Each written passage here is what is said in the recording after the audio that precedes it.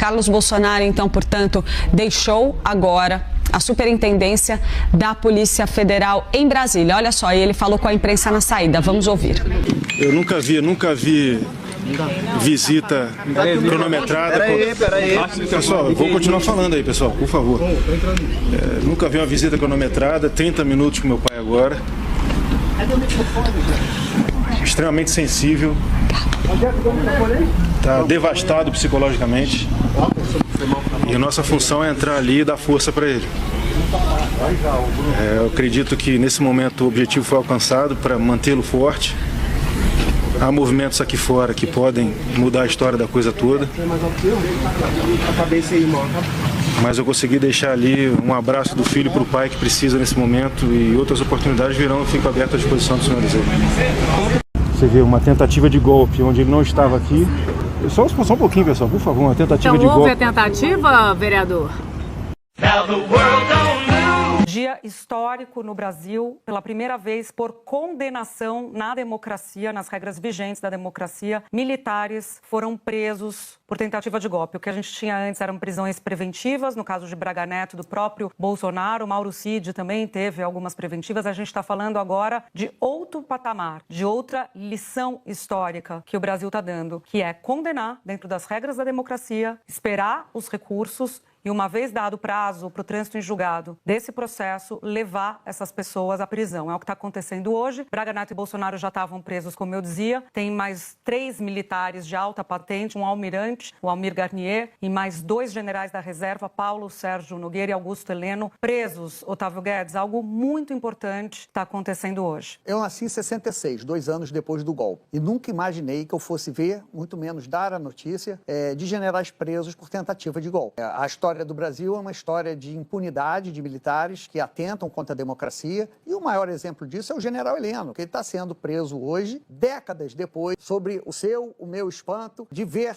generais presos por atentar contra a democracia, pois nem o Estatuto dos Militares previu essa situação de general preso. Pois é, porque não são militares quaisquer, né? A gente está falando de generais e almirante, então o peso realmente é muito grande, e isso é uma lição histórica que o Brasil dá, um acerto de contas que o Brasil, Malu, faz com ele mesmo, porque todo o processo legal aconteceu, se houve críticas a um detalhe e outro, inclusive fizemos aqui, isso ocorreu, o julgamento foi feito, houve direito a recursos, houve direito à manifestação das defesas, e a decisão agora final, o trânsito em julgado para a prisão. O Otávio falava da ida deles para o Comando Militar do Planalto, tem até uma ironia nisso. O Comando Militar do Planalto foi o local em que, na noite do 8 de janeiro, e eles estão sendo condenados por isso também, estão sendo presos, né? Foram condenados, estão sendo presos por isso também, na noite do 8 de janeiro, em que o Poder Civil se reuniu com o Poder Militar, com o comandante, então, do Exército, que era o comandante que estava resistente à entrada do Poder Civil, onde estavam os manifestantes, ali no setor militar urbano, e depois desse acordo entre os civis e os militares, é que a polícia pôde entrar e prender todo mundo. Eles estão presos neste local. Tem uma simbologia enorme que quem tocava esse local era o general Gustavo Dutra. Outra coisa que o ministro Moraes determinou, Otávio, já estava pela lei dada, é a inelegibilidade, né? Ele determinou que fosse oficiado o Tribunal Superior Eleitoral, assim como o Superior Tribunal Militar, para discutir as coisas da patente de um lado, e o TSE para decretar ali, impedir o registro de qualquer um desses 8 presos. Aumenta o prazo de inegibilidade do Bolsonaro, que já estava inelegível, agora ele está inelegível por uma sentença do Tribunal Superior Eleitoral, e agora tem um combo de ficha limpa, porque condenado por colegiado. Essa inegibilidade. Então, assim, é um combo, o país começar a pensar, né, no pós-Bolsonaro. Eu acho que esse é o efeito político, né? O pós-Bolsonaro. Esse é um ponto. O segundo ponto, você falou da inegibilidade, eu queria falar de um detalhe, é que o Alexandre de Moraes, ele determina que Bolsonaro tem acompanhamento médico 24 horas e que os médicos possam entrar na superintendência da Polícia Federal onde ele estiver preso, sem necessidade de pedir a justiça. Então, nesse ponto, há um detalhe. Segundo a defesa